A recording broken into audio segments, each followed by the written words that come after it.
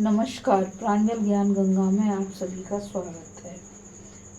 आज हम श्रीमद् भगवद गीता के 12वें अध्याय का महत्तम पढ़ेंगे, जिसका कि नाम भक्ति योग है। तो चलिए 12वें अध्याय का पाठ शुरू करते हैं। 12वां अध्याय इस प्रकार है। ओम श्री परमात्मने नमः। श्री महादेव जी कहते हैं, पार्वती, दक्षिण दिशा में कोल्हापुर नामक एक नगर है, जो सब प्रकार के सुखों का आधार, सिद्ध महात्माओं का निवास स्थान तथा सिद्धि प्राप्ति का क्षेत्र है। वहाँ पराशक्ति भगवती लक्ष्मी का प्रधान पीठ है। संपूर्ण देवता उसका सेवन करते हैं। वह पुराण, पवित्र तीर्थ, भोग एवं मोक्ष प्रदान करने वाला है। वहाँ करोड़ों तीर्थ और शिवलिंग हैं। रुद्रगया भी वहीं है। वह विशाल नगर लोकों में बहुत विख्यात है। एक दिन कोई युवक पुरुष नगर में आया। वह कहीं का राजकुमार था। उसके शरीर का रंग गोरा, नेत्र सुंदर, ग्रीवा शंख के समान, कंधे मोटे, छाती चौड़ी तथा भुजाएं बड़ी बड़ी थी। नगर में प्रवेश करके सब और महलों की शोभा निहारता हुआ वह देवेश्वरी महालक्ष्मी के दर्शनार्थ उत्कंठित हो मणिकंठ तीर्थ में गया और वहां स्नान करके उसने पितरों का तर्पण किया। फिर महामाया महालक्ष्मी जी को प्रणाम करके भक्ति पूर्वक स्तवन करना आरंभ किया। राजकुमार बोला, जिसके हृदय में असीम दया भरी हुई है, जो समस्त कामनाओं को देती हैं तथा अपने कटाक्ष मात्र से सारे जगत की सृष्टि, पालन और संहार करती हैं, उस जगन माता महालक्ष्मी की जय हो।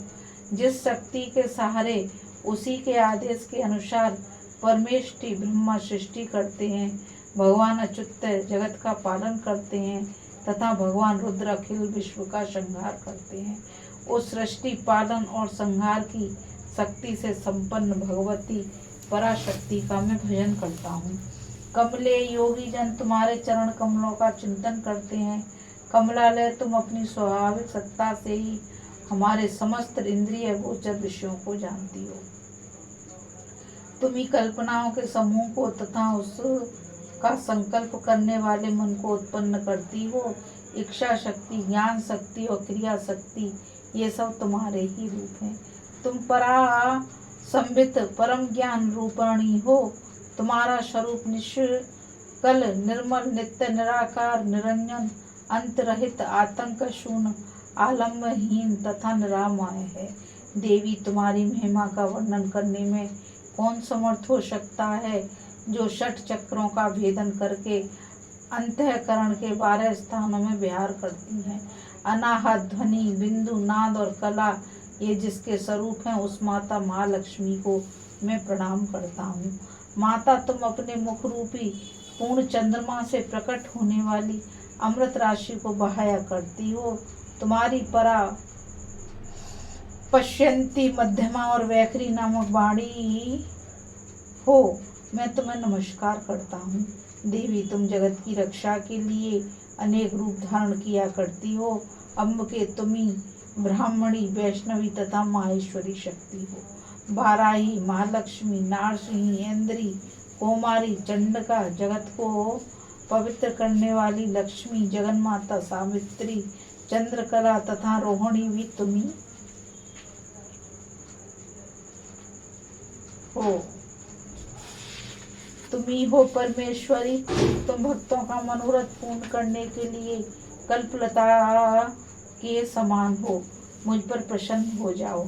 उसके इस प्रकार स्तुति करने पर भगवती महालक्ष्मी अपना साक्षात स्वरूप धारण करके बोली, राजकुमार, मैं तुमसे बहुत प्रसन्न हूँ। तुम कोई उत्तम वर मांगो।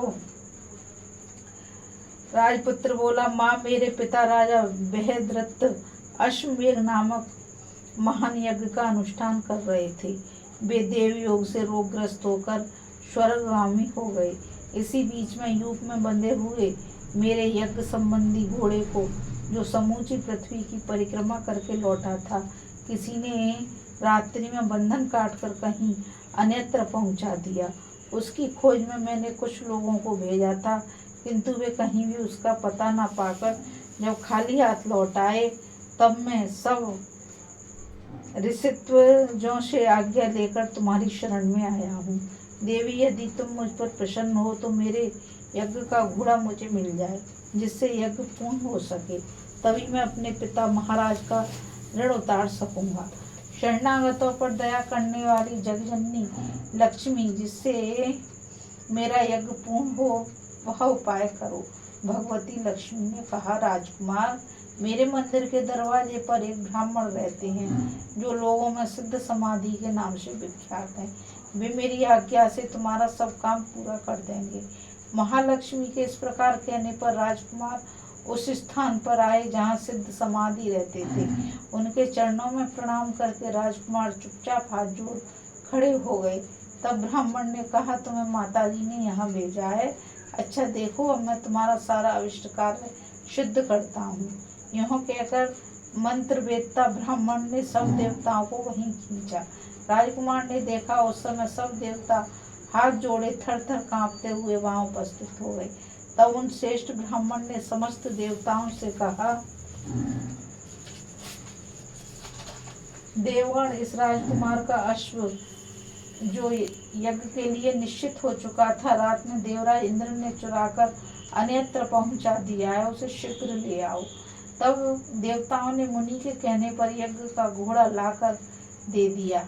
इसके बाद उन्होंने उन्हें जाने की आज्ञा दी। देवताओं का आकर्षण देखकर तथा खोए हुए अश्व को पाकर राजकुमार ने मुनि के चरणों में प्रणाम करके कहा, महर्षि, आपका यह सामर्थ्य आश्चर्यजनक है। आप ही ऐसा कार्य कर सकते हैं, दूसरा कोई नहीं कर सकता। ब्राह्मण, मेरी प्रार्थना सुनिए। मुझे मेरे पिता राजा जय बृहद्रथ अश्वमेध यज्ञ का अनुष्ठान आरंभ करके देव योग से मृत्यु को प्राप्त हो गए।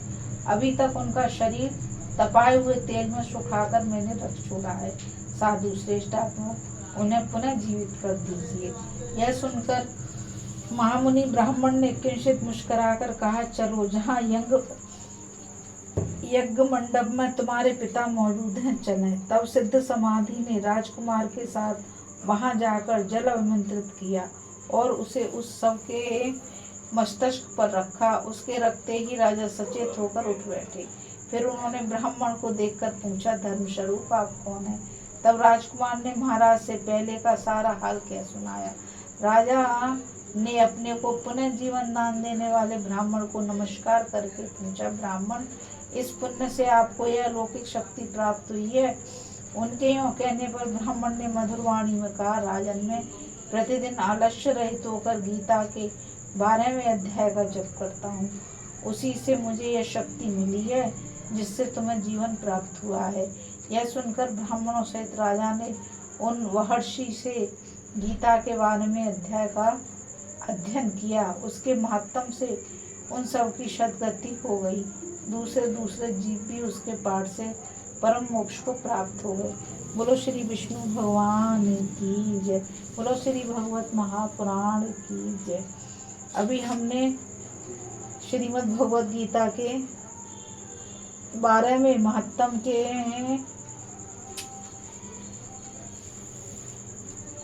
का पाठ किया।